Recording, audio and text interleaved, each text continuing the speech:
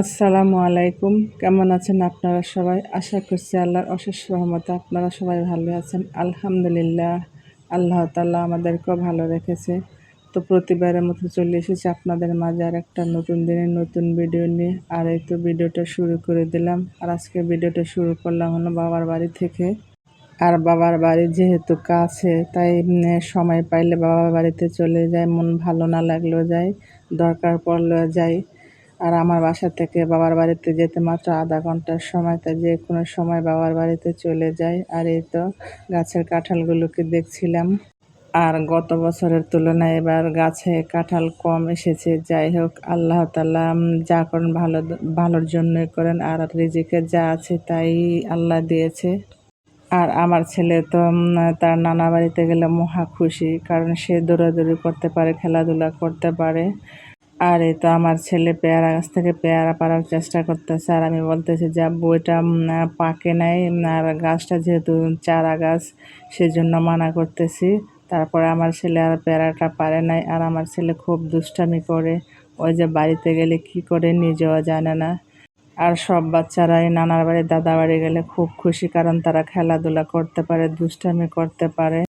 যাই হোক, এই তো বিরিয়ানি রান্না করার জন্য মাংসগুলোকে সব মশলা দিয়ে এখন মাখিয়ে নিচ্ছি। আর বাবার বাড়িতে গেলে কোনো কাজকর্ম করতে ভালো লাগে না, সব কাজে আলসেমি লাগে। আর যেহেতু মা সব কিছু করে এনে দেয়, তাই বসে বসে খেতে ভালো লাগে। আর এই তো আমার ছোট বোন মাংসগুলোকে মেরিনেট করে নিচ্ছে বিরিয়ানি রান্না করার জন্য।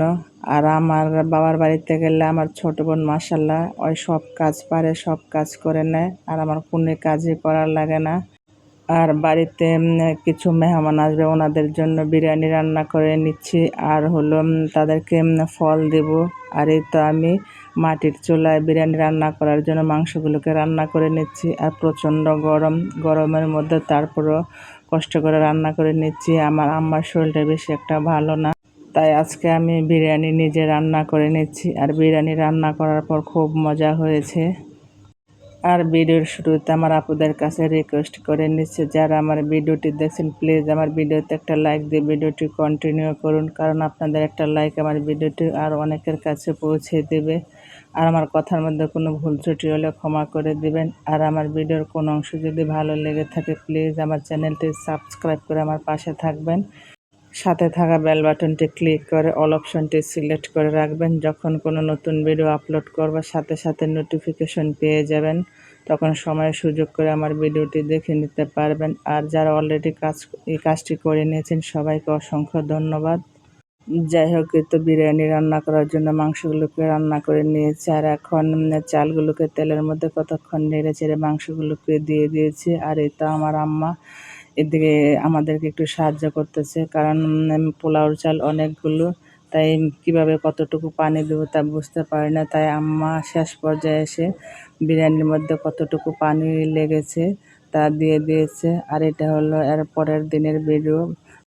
এর পরের দিন বাসায় এসে তো কাপড় চোপড়গুলো ধোয়ার জন্য এগুলোকে এখানে রেডি করে নিচ্ছি। আর কোনো জায়গায় বেড়াতে গেলে যেমন ভালো লাগে, আবার কোনো জায়গা থেকে এসে কাপড় চোপড় ধুতে খুব কষ্ট হয়।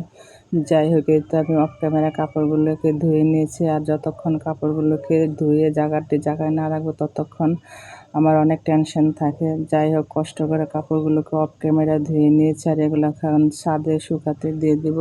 যাই হোক, আল্লাহ তাআলা সবাইকে ভালো রাখুক, সুস্থ রাখুক, সেই দোয়া এবং ভালোবাসা নিয়ে আজকের ভিডিওটা এখানে শেষ করে দেই। সেই পর্যন্ত আপনারা ভালো থাকবেন, সুস্থ থাকবেন। আল্লাহ হাফেজ। আসসালামু আলাইকুম।